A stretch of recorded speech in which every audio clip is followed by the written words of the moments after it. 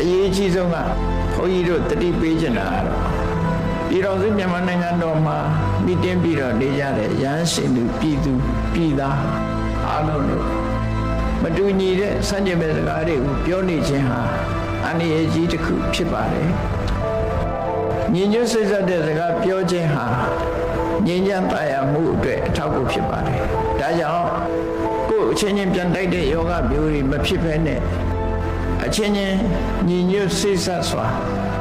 အကျိုးတူစိတ်ထားဖြူပြီးအကျိုးတူပူးပေါင်းပြီးတော့ညီညွတ်ခြင်းပေါင်းစည်းခြင်းပြည်လည်ခြင်းဆိုတဲ့အနေအထားတွေနဲ့မိမိတို့နေ့စဉ်ဘဝလှုပ်တဲ့လှုပ်ထိုက်တာတွေကိုအမြင်မတူပေမဲ့စိတ်ထားဖြူစင်မှာသူ့အမြင်ကိုယ်အမြင်ဆိုတာရှိနိုင်တယ်အမြင်မတူတာအဓိကမဟုတ်ဘူးစိတ်ထားဖြူစင်မှုပဲအရေးကြီးတယ်အမြင်မတူရင်နားလည်မှုရှိရအမြင်မတူပေမဲ့စိတ်ထားဖြူစင်မှာအကျိုးတူပူပေါင်းမှာအလုံးကတမြေတဲ့နေတရေတဲ့တောက်တာဆိုတော့အကျိုးတူပူပေါင်းရမှာဒုက္ခတွေ့လဲ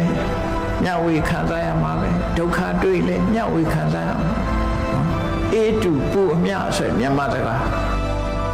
အကျိုးတူပူပေါင်းမှာပျက်စီးအောင်မလုပ်ပါနဲ့လူဖွဲ့စည်းတစ်ခုတွေးကွဲပြီးပျက်စီးအောင်မလုပ်သင့်ဘူးလို့မြတ်စွာဘုရားရဲ့အဆုံးအမအတိုင်းရည်ညွှန်းပြီးတော့မတ္တနာယူကြိုးစားအထောက်ကြပြီးတိုင်းယူပြည်ချူအလုံးရဲ့အကျိုးအတွက်ကိုဆောင်ရွက်နိုင်ကြပါစေလို့မေတ္တာရှေ့ထားတိုက်တွန်းစကားပြောကြားအပ်